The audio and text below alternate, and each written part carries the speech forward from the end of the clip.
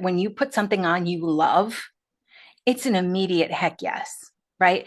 There's this look that I have seen women get in mirrors in fitting rooms for 25 years now, that when they put on something they love, their whole face lightens up. They stand a little bit taller. They take a step toward the mirror. You are listening to Amplify Your Success Podcast, episode 458. And today we're going to discover how to dress for the success you crave. You ready for this? Let's get started.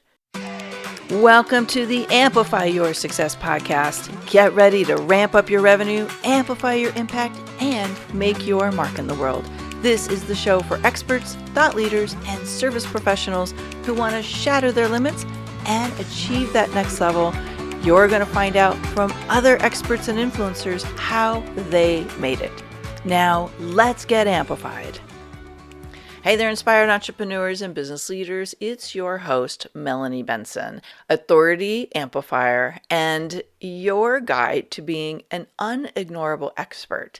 And today I'm speaking with somebody who is an absolute pro at style and really finding our own unique style so that we showcase our vibe, our brand, our energy. Now, don't get me wrong, this isn't like you got to be dressing to the nines influencer. This is you coming to life, no matter if you're behind the camera or in person. And I'm excited about this conversation. I really loved getting to know Jennifer and her work because one of the things I had a big struggle with when I came out of corporate America was how to find my brand vibe in clothing. I was going to lots of events and I didn't want to look like everybody else, but I also kind of still had that buttoned up corporate vibe that I was bringing into the room. And, when I started to really find my own energy and my own style, there was this quality that I got feedback on all the time, that I literally was bringing this spark into the rooms I entered. And it created this vibe of like, I want to kind of get to know that person. One of the tenets of my being an unignorable expert is that you only want to attract the people who are really meant to be part of your ecosystem, whether that's a client, a potential collaboration partner, a team member, right? Like this, we don't need to dress to impress the wrong people. We want to dress to be our best self and let that become a energy that draws people to us. Unignorable experts go beyond the look and the style. They have a system that allows their words to act like a magnet to pull towards them ideal clients. And then they have an infrastructure that allows those interested parties to discover how they trust you, why they should work with you, and really what you are known for, the quality of the work that you do. And when you get that all in sync and it matches up with your brand vibe that you're creating, you become unignorable. Now, if this is speaking to you and you don't yet have my new guide, The Unignorable Expert, the 7 key frameworks that allow you to draw people to you effortlessly and get them to choose you to work with, then you want to head over right now to melaniebenson.com/framework, download it, and hey, take a couple minutes to go through the scorecard and really check in where you're at. Enjoy it. It's a very powerful tool, and it's the bones of everything that I teach here. So let's get into today's episode. Welcome back, Amplifiers. We've got a really hot episode lined up for you today. We're going to talk about how to dress for the life and the success you want. Our guest today is Jennifer Mackey-Mary, and she is someone you want to turn to have easier mornings and better days. Her business, Everyday Style, is on a mission to inspire women to love the way they look and give them the tools to make getting dressed easy. She's the host of the Top 10 podcast, The Everyday Style School, that teaches you everything your mom never did about getting dressed. Very, very clever. And after styling women for over 2 decades, there isn't a body shape she hasn't seen or a style struggle she hasn't heard. And she's going to share some of the solutions with you today to make this easier than you can think. Jennifer, welcome to the show. Thank you so much for having me. Every day I get to talk about using your wardrobe to get what you want is a very good day for me. Mm. So thank you for And having me. yeah, you're welcome. I mean, I kind of am one of those on the fringe of being stylish. Like I love style, but I live in the valley, so we don't really have a lot of like style police out here. But I think if I was in the city, this I would be like, what's the latest fashion I need to wear? But I think a lot of us are in that space where it's like, well, what do we wear? We're not out partying at the club all the time. Hmm. Does it matter anymore? So we're going to dig into it today. Awesome. Awesome. So I would like to just kick off with talking about something that whether you're an Instagram influencer or you are a online entrepreneur or you're zigzagging across the country, why does it matter what we wear? Fantastic question, especially in the age of Zoom calls, working from home, and let's face it, the world has gone casual. But I want to go back to something that you said about you're on the fringe of style. And if you lived in the city, maybe you would care about fashion more. And I want to just tell you that fashion is the F word at everyday style. And I don't allow anybody who works with everyday style for everyday style to use the word fashion. And here's why. Fashion feels difficult. Fashion feels hard. Fashion feels expensive. It feels frivolous. And it feels like something that we can just put on the back burner when things get difficult. And let's face it, I mean, we're women with businesses and jobs and lives and kids and families, whatever. It's always difficult. So, fashion is something that's really easy to just put aside. Style, on the other hand, style is personal. Style is personal. And it doesn't have to be dressed to the nines to go everywhere you go. I am not in high heels to go to the grocery store. I'm not. I live in a far out suburb of Minneapolis. It would be very, very odd for me to wear heels to the grocery store, right? So for me, style is about wearing things you love that make you feel good. So I want women to get rid of this idea that fashion is something that we have to put on and fashion is something that we don't have to do and we can just forget about and instead embrace style. Style is personal. Style is what makes you feel good. Style is what helps you have that better day and reach that success. It's just about buying clothes and wearing clothes for your real everyday life that are meaningful to you and help you show up as the best version of yourself. I love that. I love that distinction between style and fashion. I'm absolutely upgrading my terminology in this moment. My brain cells are recalibrating because I love this idea that we bring style. And so, to all of our Carrie Bradshaw fans who think, "Oh, I have to be dressed to the nines to go to the store, or I'm going to exercise in Mhm. my Manolo Blancos," is that how you call it? I don't even know how to say Close the enough. fashion. Close enough. Yes. Well, just know that there is a more accessible Yeah. style that you're going to discover today. So let's say there's a lady listening in here today, or a man, but I know we're really focusing on our female listeners today.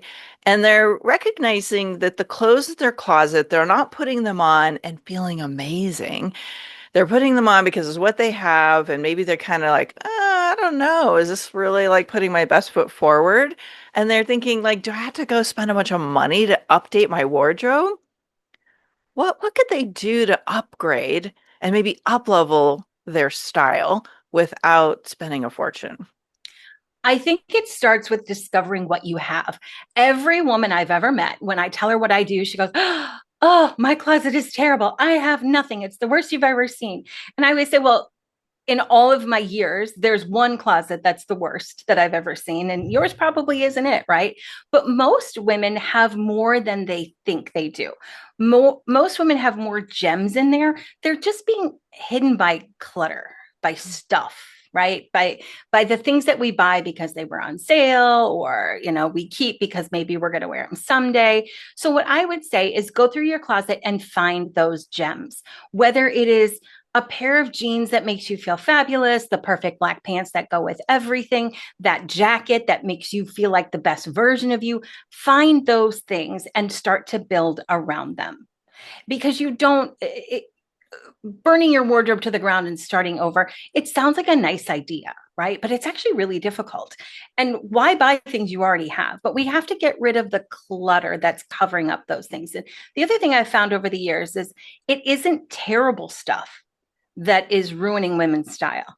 It's fine. It's the stuff that, it's fine, right? And I'm sure you've probably done this. You've gone to do a closet edit, you've gone to clean out your closet, and there are things that you don't love, but you hang on to them because they're fine, right? There's no reason to get rid of them. But when you put them on, they don't light you up. They don't make you feel good. They don't make you feel like the best version of yourself. But you're like, oh, I mean, it fits. It's not stained. I'll keep it. But continuing to buy and keep fine is going to keep you from ever having great. So find those gems, commit to only buying gems, and build off of those and start to get rid of the fine. I guarantee you, you don't have as much awful as you think you do. It's just a lot of fine. And we got to get rid of the fine and put more of the gems in. So I have like 7 million questions popping into my head around this because I'm thinking of, oh, there was that really beautiful piece that the lady at the boutique talked me into, but I put it on. And by the way, I spent a fortune on it, right? And I put it Mhm. on and I go, I don't know. I don't know if this is really me, right? And I can imagine that we have a lot of ladies going, Yeah. yeah, that. My closet's full Yeah. of that. I got talked into it. Somebody else said it looked great. I put it on. I don't feel great. So how do we know what the gems are that we want to build on versus the stuff that maybe we spent a lot of money on it? Maybe it was like cool at one time, but really it's not the stuff we want to keep wearing. I think that you have to understand that when you put something on you love, it's an immediate heck yes, right? There's this look that I have seen women get in mirrors and fitting rooms for 25 years now, that when they put on something they love, their whole face lightens up. They stand a little bit taller. They take a step toward the mirror. They don't know why they love it. They haven't thought it through. They haven't even thought about, where will I wear it? Is it to it? They don't do any of that. It's just this instant reaction to, yes, I love this, or no, I don't. And you just got to go with your gut. You just have to trust your gut.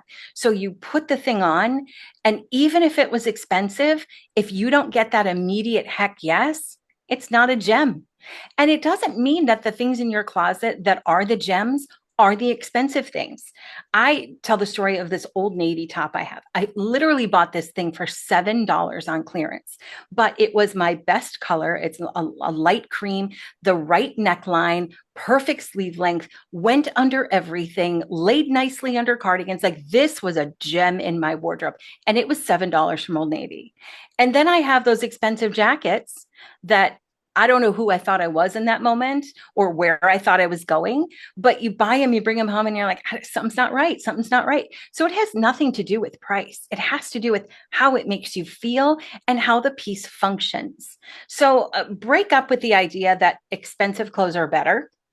They could be. They could be. If you find something that you love and the price makes you a little bit sick, yeah, that's probably a wonderful piece. But just because it costs a lot doesn't mean that it's a great piece for you. But you just have to trust your gut. When you put that thing on, if you like, yeah, I'm feeling myself. I look great in this. I feel great in this. That's a gem. Well, this is your area of expertise, not mine, but I'm going to imagine that what happens for a lot of women is they see the model or they see a friend or they see an influencer wearing an outfit and they're like, that looks so amazing. And then they get Mhm. it and they put it on themselves and they're like, not so much. So, Mhm. what advice would you give to a woman who is ready to upgrade, but maybe she doesn't know where to turn or how to find like what's going to be the right style for themselves? So I think there are really two parts to style. There is how you want to look, which is kind of the aesthetic part of style, and then there is what looks good on you, more of that traditional flattery side. And I don't love that word flattery because we've just taken it to mean, do I look skinny in this? And there's so much more to looking good than do I look skinny in this, right? It's the right color. Does it light you up? Do you feel like yourself? That is all flattering too. But it is knowing your body and knowing what looks best on you, or at least what makes you feel like the best version of you physically. And then there is knowing how you want to look. And if I can talk about that side of it, we call them our style guideposts. And I have our members pick 3 words. How do you want to look? And they need to be looking words, not function words, not comfortable. Because if somebody walks up to you and says, oh, you look so comfortable, that's not a compliment, right? They mean you're wearing pajamas. We want to feel comfortable. We don't want to look comfortable. So I tell women to come up with 3 words that describe how they want to look. Mine are current, polished, and fun. I want my clothes to look current. I don't want to be trendy, but I want to look like I know what's going on in the year 2025, right? I want to be polished. I want my clothes to fit well, be in good condition, be wrinkle free, all that good stuff. And I want it to be fun. I want a little bit of color. I want a fun pattern. I want to look current, polished, and fun. That will keep you on the right track, buying the right things. So even if I go to the store and I was actually at a store a couple months ago and I found this jacket. It was designer jacket, but it was like 90% off. But it was a traditional black 2-button suit jacket. I'm never going to wear that. There's no fun in that whatsoever. Now, if I found that in red, if I found it in a fun print, yeah, that I'm probably going to wear. So that is part of it. Just decide how you want to look and give yourself permission to like what you like. That is the hardest thing to do. If your friends don't like your style, oh well. If your husband doesn't like your style, he doesn't have to wear it, right? Giving yourself permission to like what you like is so freeing. And that's how you end up with clothes that you love to wear rather than someone else's version of what you should be wearing, trying to dress like that influencer, trying to buy what the salesperson says you should. Just really honing in on how do you want to look and what are the pieces that help you get there. And then the other side of it is that body shape part of what necklines look best on you, what volume looks best on you, how to sort of manipulate the clothes and find the pieces that you feel best in. And, I've been talking about body shapes for 25 years. And I think that we have gone a long way in body positivity and wearing what you want. And I think all of that is wonderful. And I always say that body shape advice they're not rules that everyone has to follow. But if you look in the mirror and you put something on and all of a sudden you're like, oh, I hate my shoulders. I look like a linebacker. I blah, blah, blah. And you're just starting to beat yourself up. It's not you, it's the clothes. You just need to find different clothes. If it's changing a neckline, that's an easy thing to do. If it's finding a narrower pant or a higher rise pant, those are easy things to do. So I think understanding your body shape from the perspective of how do I highlight the parts that I love best and focus less on the parts that I don't love so that I can move forward feeling fantastic. So much good advice in there. I heard so many things, one of which is comfort is not necessarily a style. Yeah. And I think there's a whole generation of sweats-oriented style, right, that we might want to reconsider. But I also, one of the things I just loved, the advice you gave is to pick 3 words that influence or capture how you want to be experienced, like how you want to feel, what you want it to look like. And so as you're listening in, I'm curious if you know at least one word of how you want your style to represent you or how you want your style to feel to you. I know 2 of mine are, and I love the word polished. That's a little better than what I had been using. So I'll go with polished. I want it to be unique. Like I love that. Like for me, like I don't want to be wearing what everybody else is wearing. Like I watch some of the kind of groups of ladies that go down the street and they're all kind of wearing the uniform. And I'm like, nope, I don't want to be in a uniform. Yeah. And I've always kind of gone with, I like my style to be classy. So classy, polished, maybe classy and polished are similar, but, and then that unique, those would be some of the words I would pick.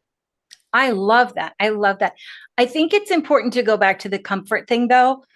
When it's not summertime, I live in sweats.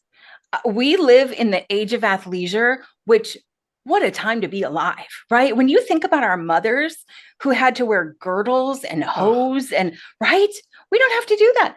I have not worn pants without elastics somewhere in them. I don't know, since about 2020. COVID, I was like, no, we're not doing that. We're not doing hard pants anymore.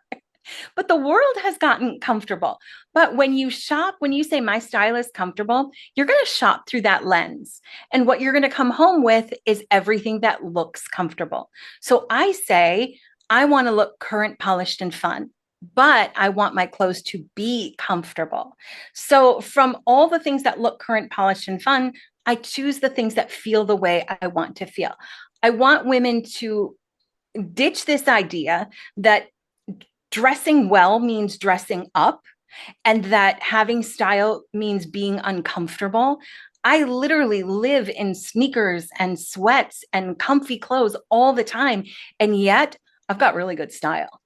So you don't have to choose one or the other. That is the gift that this time period has brought us. And the gift that fashion of this area has brought us is that no matter what you want or what you need, it's out there. Like there is no excuse anymore. There is no excuse for saying, I can't find cute clothes. I can't find nice clothes. Yeah, you can. I don't care what size you are, what your budget is, what your style is. You have the entire world at your fingertips. You have the whole world in your pocket. You just got to know the right search terms. That's it. you got to know the right search terms. That's That's awesome. Okay, so this is really piquing a lot of questions again. A guinea good conversation does. it. And you mentioned the experience we all had as we went into COVID Mm-hmm. and how much shifted there. But what we also know is between that and that many of us live in the world of Zoom these days. Yeah. Talk to me about what we need to kind of consider with our fashion when we're just connecting on a video like this. Like, do we need to be paying attention to it, and how important is it? I think it's important from a couple of perspectives. First of all, the internal, because for me, first and foremost, style is personal. It's not something that I do for other people, it's what I do for myself. And when I like the way I look, I show up differently. I am a more patient mom. I'm a more creative business owner. I am more confident. I'm more likely to strike up conversations at Starbucks or the grocery store, and I make more connections. So for me, it's always important. It's always, always, always important. So that's first and foremost. And then also, just because you're on Zoom doesn't mean you're not working, right? It doesn't mean that your job isn't important, that what you're doing isn't important. And I think it's a sign of self respect and respect for the person that you're talking to not show up in a t-shirt and a messy bun. Put a little effort into it. Now, the other side of that is no one believes that you're sitting at home in a blazer, right? Like nobody does that. Nobody does that. So there's a happy medium there. It's a blouse and comfortable pants. It is, a sweater and jeans, whatever that is. It's striking that happy medium, but not just saying, well, I guess I'm at home, so I never, ever, ever have to look good again. That is something that takes a toll on the self. And that's really what it's all about. Honestly, I don't care what anybody else thinks of my style or what I wear. I would still get dressed for me every single day. And that doesn't mean dressing up. There are days that I am in graphic tees and athletic shorts, but they're graphic tees and athletic shorts that look nice, that make me feel good, that are current, fun, and polished. So I really believe this barrier that most women have is believing that style is something that we put on and when it matters, right? We put it on when it matters and we take it off the rest of the time, rather than just saying, this is who I am and this is how I show up. That line right there. This is who I am. This is how I show up. Because that's Mhm. my style. Yep. And my style is just emanating out of me, regardless of where I am and what I'm doing. And I think that's a really key concept right there. And for me, as someone who teaches brand and teaches like authority positioning and helping my clients figure out how they want to be experienced, having a style that kind of brings that to life is so key. So, like if someone listening in here is starting to build their brand or they want to up level their brand or maybe even change the way their brand is experienced, what's one or two things they could consider doing with their style that could bring that brand energy to life? What a wonderful question. I think if your brand was a person, what would she wear?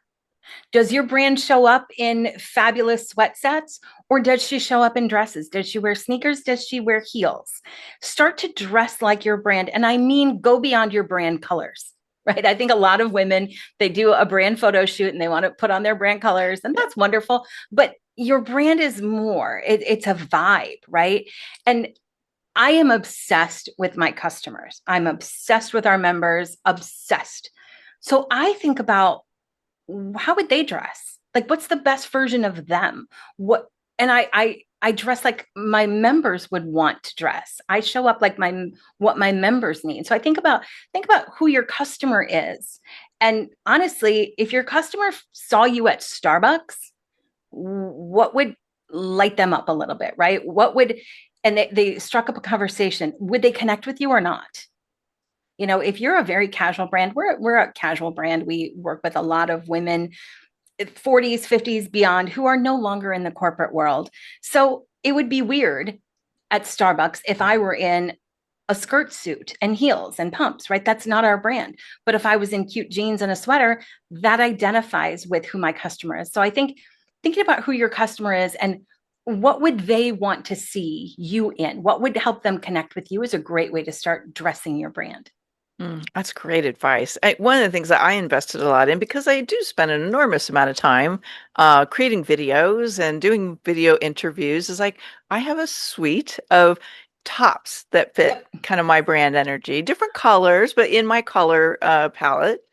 And it's amazing how it lights me up and how I like the way I come across on video when I have cute tops, stylish tops that I think kind of have a good life energy in them. And I feel like, yes, that's a good representation of my brand. And then the few times when I'm like, oh, I got to record something.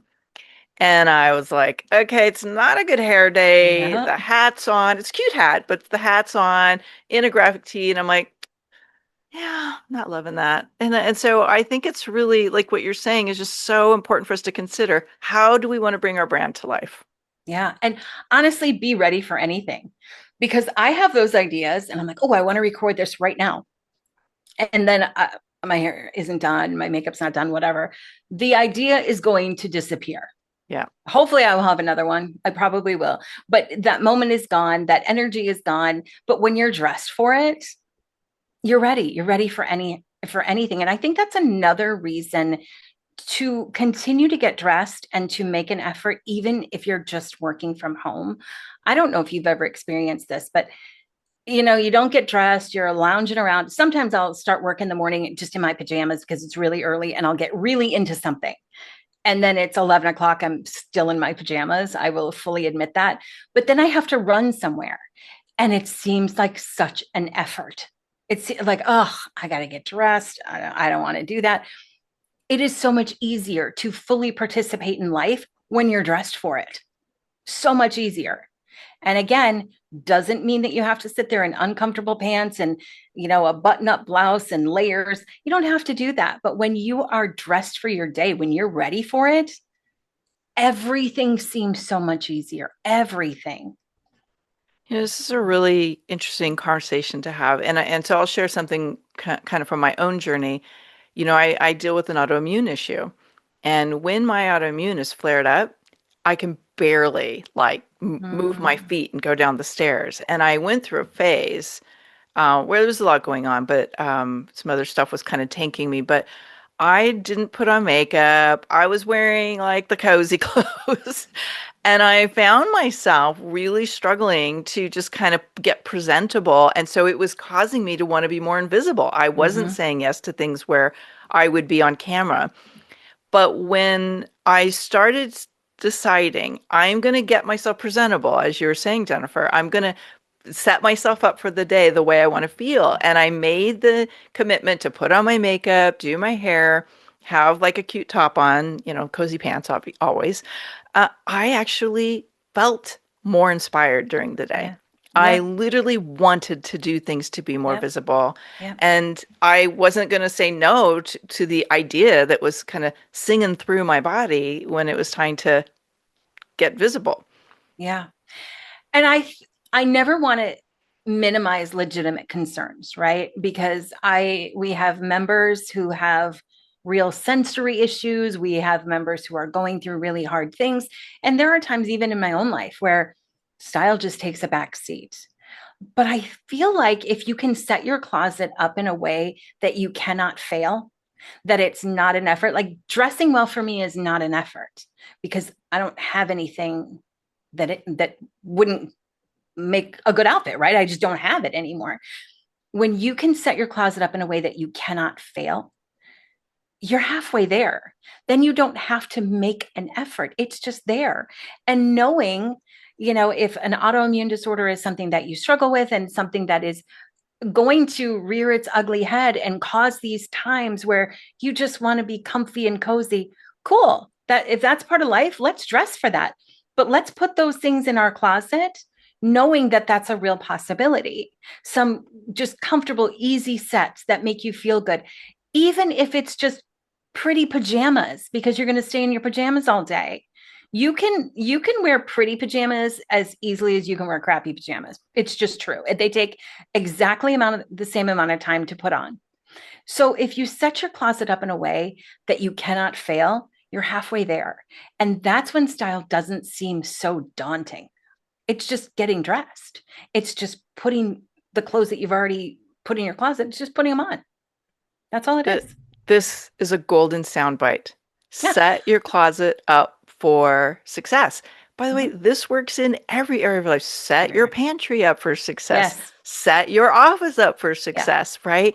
What choices we make to prepare Yes. help us have effortless decision making when Yep. we don't feel at our best, or Yep. we're running out of time, or we have multiple priorities that we're that are burning through our decision making, right? And so that was a golden gem right there, Jennifer. I love that. I'm so happy to give that to you. And it's so true. I had someone on my podcast way back when I started. We were talking about cooking. We were talking about making dinners. And I find cooking kind of stressful because I'm always searching for a spice in the cabinet when something is burning on the stove. And then I'm stressed and then it's just awful. And she was like, why don't you pull all the things you need before you start cooking? And I was like, oh, well, that's a revolutionary idea, right? And she said, and beyond that, why don't you organize? These are Italian spices. These are, chili peppers and things like, so then you kind of know where to go. And I thought, oh yeah. Oh yeah. That ounce of prevention is worth a pound of cure. All of those things, every little thing you can do to set yourself up well, it just pays off in the end because that's when it becomes effortless. And I'll take the style thing just a little further. If you want to boost your style without buying a thing, without learning a thing, without doing any extra work, here it is. Takes 15 minutes a week. Plan your outfits for an entire week. Plan your outfits for an entire week. Picking out your outfit the night before, it's a wonderful habit. It makes your mornings easier. But planning your outfit 7 days at a time, you're going to wear more of what you own. You're going to come up with more creative outfits. You're going to hone your style. You're going to be absolutely ready. You're going to feel so much better. And those 15 minutes that you spend, you're going to get back. You're going to get, 5 minutes a day here, 10 minutes a day here. How much time do we spend picking up clothes off the floor that we tried on in the morning and then just chucked and chucked and chucked because nothing looks right? That's terrible time spent. 15 minutes, 10 minutes once a week. There you go. You'll save time, save money, and you will wear more of what you own and have better style. That's a great tip. It's pretend like you're going on a trip and you got to pre-plan Yeah. for the week, right? Yep. That's awesome. Yeah. Well, speaking of preparing for success, I'm sure you have a really amazing resource, little freebie of some kind, a place we can send people to find out more about your work and get themselves prepared. What can we share with our authority community? Absolutely. So if you head to my website, which is youreverydaystyle.com/Melanie, you can grab our 10-piece style solution. This is 10 pieces that combine to make over 30 outfits. We show you the tops, the bottoms, all the things you need, and we give you shopping links for them. So to make it really easy. But I bet these are things that people have in their closets already that you may not be using, or you may not be using to their best advantage. They're just 10 wardrobe basics. That's pretty much all you need to build a great wardrobe. And if you put a signature color in there, you put your signature style of pants that you like, your signature top, you won't look like everybody else. I promise you, you will look unique, but it's a great way to do more with less and have less stress. Great advice. And this sounds like a must-have resource. I think I'll be popping over there myself and downloading this instantaneously. So thank you for sharing that. So now is the time where I like to ask a little bit about you, the human being behind the brand. Help people get to know a little bit about some of the choices that you've made. And, I'm a big believer that we're all making a positive ripple impact in the world. What would you say is the ripple effect that you're having? Oh, goodness. Um, my first thought was, it's so huge. And maybe that's egotistical, but it is. It is. And let me tell you why.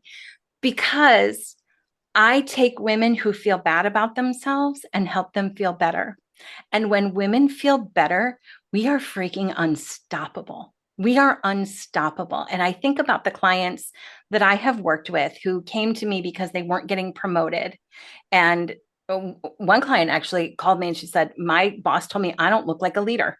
Cool, we can solve that. That is so easy to solve. We took her shopping. We got her looking like the powerhouse that she is. She was promoted within months. She left that job for a VP position within a year. That's an amazing, amazing effect to have through the power of clothes. And I love being able, my heart belongs to women crying in fitting rooms. I don't love working with women who have no use for me, right? They're like, man, clothes are easy. I can find things I like. I have an easy body to dress. That is not my heart. My heart is women crying in fitting rooms, because if a pair of pants can make you look at yourself and your abilities and your impact differently, that's huge. And it's just pants. It's just pants. So, I don't know that my impact is anything, but it allows women to go be impactful. And the more women I can impact, the better. Well, that's a ripple maker in my book. It's a ripple maker. When we're taking our gifts and Yeah. we're positively inspiring other people to take their gifts and amplify them in the world, that's a ripple maker. Yeah. And what you just shared reminded me of early on in my business, I needed professional headshots. And I love the color red. And so I had this satin, beautiful red jacket, got my professional photos taken. And those photos, first of all, I was so in love with them. I like loved the photos. I was like, God, it's like I look like $1,000,000. Yeah. But interestingly, those photos made me millions of dollars because the Yeah. energy that exuded from my confidence and the spark Yes. of wearing Yes. something that made me feel so happy, Yeah. like it kind of carried on my brand energy for me. So there's really something to that impact we can have in our own career.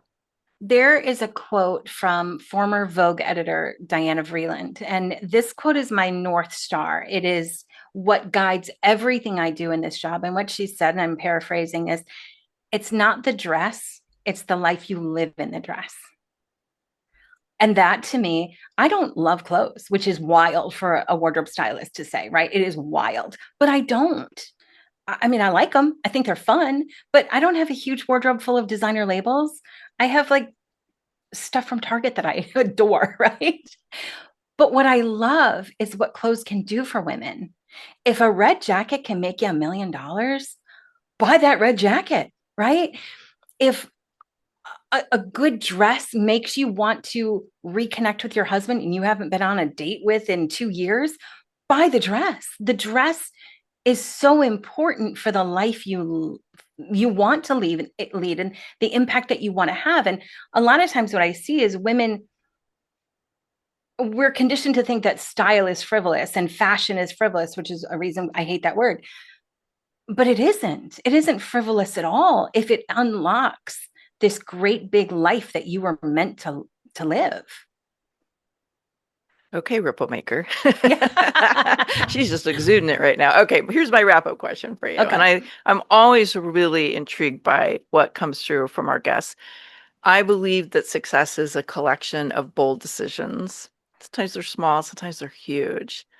What's a bold decision that you made around your work in the world Mm. that was maybe really difficult to make at the time, but later you're like, that was the best decision I made? Um, Here's what I like to say about my business. I was just the idiot who tried. That's all I am, is just the idiot who tried. Right?